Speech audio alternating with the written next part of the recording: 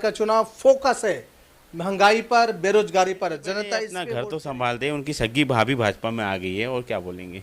वो पहले अपने परिवार को तो संभाल ले। रही विकास उपाध्याय की बात, विकास उपाध्याय अपनी विधानसभा नहीं संभाल पा रहे। नहीं रही है कि मोदी आए और कमल का फूल खिले, पर ईवीएम मशीन भी जा रही है कि मोदी आए और कमल का फूल खिले। देखो, बृजमोहन अग्रवाल जी से ज़्यादा तो भीड़ नहीं हो सकती है, क्योंकि हमारे भारतीय जनता पार्टी के कार्यकर्ताओं में बहुत जोश था। और मैं कहना ये चाहूँगा कि विकास उपाध्याय की जो रैली में थी 70% लोग, तो वो मशीन देखो इलेक्ट्रॉनिक हो या कुछ भी हो, वो चाहती है कि इस बार अच्छा हो रहा है, तो उस मशीन ने भी चाहा होगा कि इस बार मोदी आए। तो मनीष जी ये बताएं, एक वीडियो वायरल हो रहा है, कह रहे हैं कि ये बताया जा रहा है ऐसा, हम इसका कोई पुख्ता साबित प्रमाणित नहीं करते। मध्य प्रदेश भिंड में एक वीडियो जारी हो रहा है जिसमें बसपा के आप वोट डालते, बटन दबाते, तो वो बटन, वो जो टिकट है, वो जो पर्ची निकल रही है, वो बीजेपी पे जा रही है।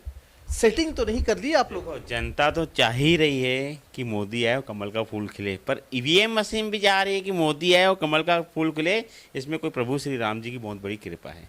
तो मतलब मशीन में भी सेटिंग हो गया है क्या मोदी जी का? क्या कहेंगे? मशीन से सेटिंग नहीं होती है, और मशीन देखो, मशीन में कभी सेटिंग नहीं होती है। ये मशीन जो रहती है चुनाव आयोग के अंदर में रहती है, इसमें कोई सेटिंग नहीं होती है। पर एक बस रहता है कि देश में अच्छा होता है ना, तो वो मशीन देखो इलेक्ट्रॉनिक हो या कुछ भी हो, वो चाहती है कि इस बार अच्छा हो रहा है, तो उस मशीन ने भी चाहा होगा कि इस बार मोदी आए। आप देख रहे हैं, व्यंग्य कर रहे हैं, ये कह रहे हैं कि मशीन को भी पसंद है मोदी, इसलिए कमल का फूल निकल रहा होगा। खैर ये तो व्यंग्य बातें हैं। आज विकास उपाध्याय जी ने भी रायपुर लोकसभा से नामांकन डाले और कह रहे हैं तादाद इतनी ज़्यादा जनसंख्या बृजमोहन अग्रवाल से भी ज़्यादा है। क्या कहेंगे आप? देखो, बृजमोहन अग्रवाल जी से ज़्यादा तो भीड़ नहीं हो सकती है, क्योंकि हमारे भारतीय जनता पार्टी के कार्यकर्ताओं में बहुत जोश था। और मैं कहना ये चाहूँगा कि विकास उपाध्याय की जो रैली में थी 70% लोग पैसे में आए हुए थे। हम भारतीय जनता पार्टी के जो कार्यकर्ता है बिकते नहीं हैं, और बस्तियों से जो खरीद के बसों में ऑटो में भर के आता है, ये कांग्रेस काम करती है, भाजपा नहीं करती कभी।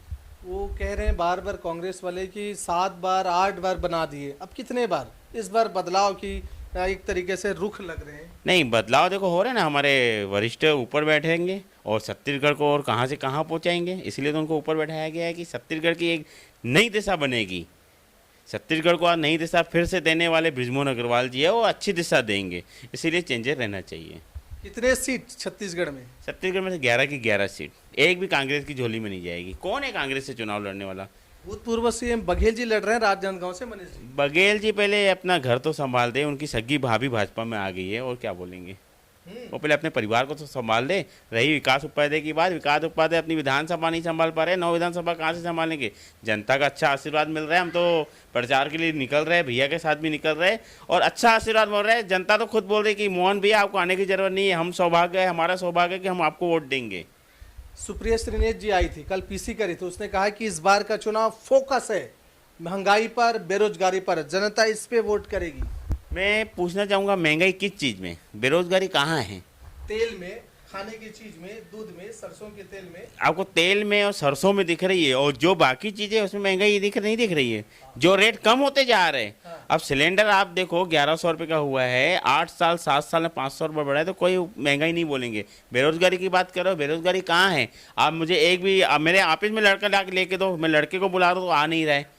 तो बेरोजगारी रहती तो एक की जगह 10 आ जाते। बेरोजगारी तो है ही नहीं। और रही बात, अभी चुनाव के बाद जितनी थोड़ी बहुत ही बेरोजगार बच्ची होगी ना, वो भी खत्म हो जाएगी। सर बीजेपी तो जुमलेबाजी ही कह रहे हैं, 2 करोड़ नौकरियां 15-15 लाख रुपए खाते में आएंगे, नहीं आए, और फिर से इस तरीके से बातें।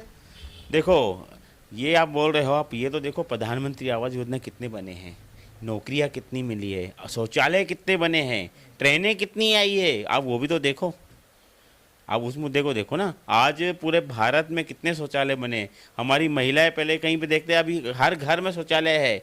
प्रधानमंत्री आवास योजना हर घर में अभी बनते जा रहा है। ये तो इनकी निकम्मी सरकार जो 2018 से 2023 तक जो प्रधानमंत्री योजना नहीं बनने दिया, अगर यही सरकार का बनने देती ना, तो आज छत्तीसगढ़ में लाखों में प्रधानमंत्री आवास योजना बने जाते हैं।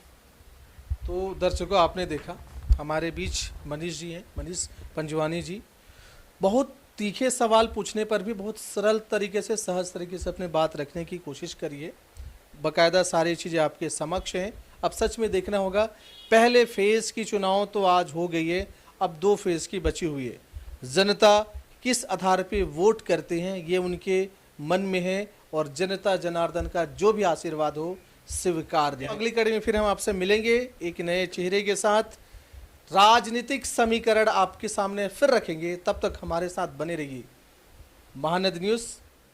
जय हिंद, जय छत्तीसगढ़।